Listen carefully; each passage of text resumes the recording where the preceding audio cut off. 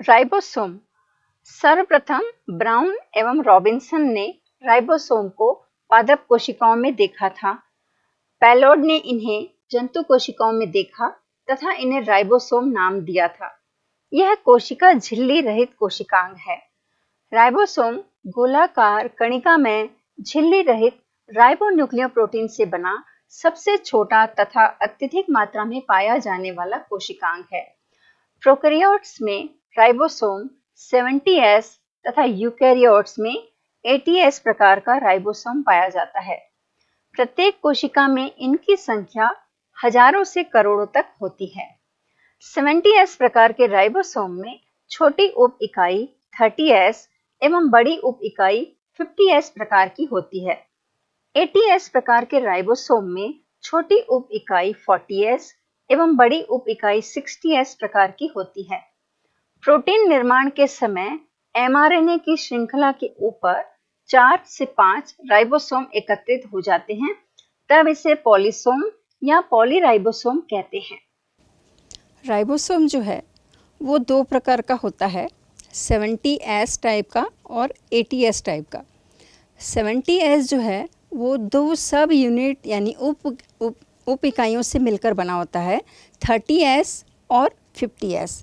ऐसे ही 80S type का जो राइबोसोम है वो दो सब यूनिट यानी 40S और 60S टाइप का होता है। दरअसल राइबोसोम जो है ये अपने सब यूनिट इसकी होती हैं।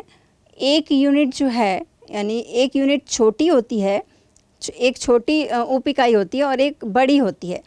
एक बड़ी उप इकाई पर ये जो छोटी वाली है एक टोपीनुमा संरचना के रूप में ये व्यवस्थित तब होती है जब मैग्नीशियम आयन जो है वो हाई कॉन्सेंट्रेशन रहता है यानी ज़्यादा मात्रा में रहता है, तब इसकी दोनों सब यूनिट जो हैं वो जुड़ जाती हैं। यानी ये जो है एक 80S टाइप का राइबोसोम है।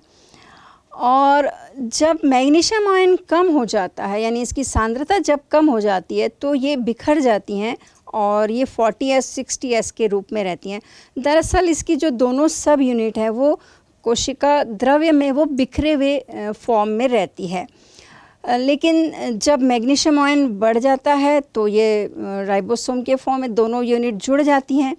अब ये जो 80S टाइप का जो है वो यूकैरियोटिक टाइप की कोशिकाओं में पाया जाता है और जो 70S टाइप का राइबोसोम जो है वो प्रोकैरियोटिक टाइप की यानी जैसे हमने बैक्टीरिया की बात की, माइकोप्लाज्मा है, उसमें ये इस तरह का ये राइबोसोम पाया जाता है।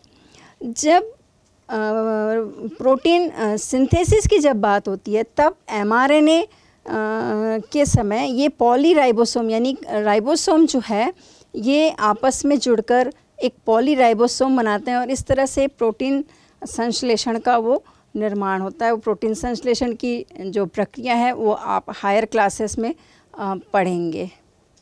कार्य। राइबोसोम का मुख्य कार्य प्रोटीन निर्माण होता है, अतः इसे प्रोटीन फैक्ट्री भी कहते हैं।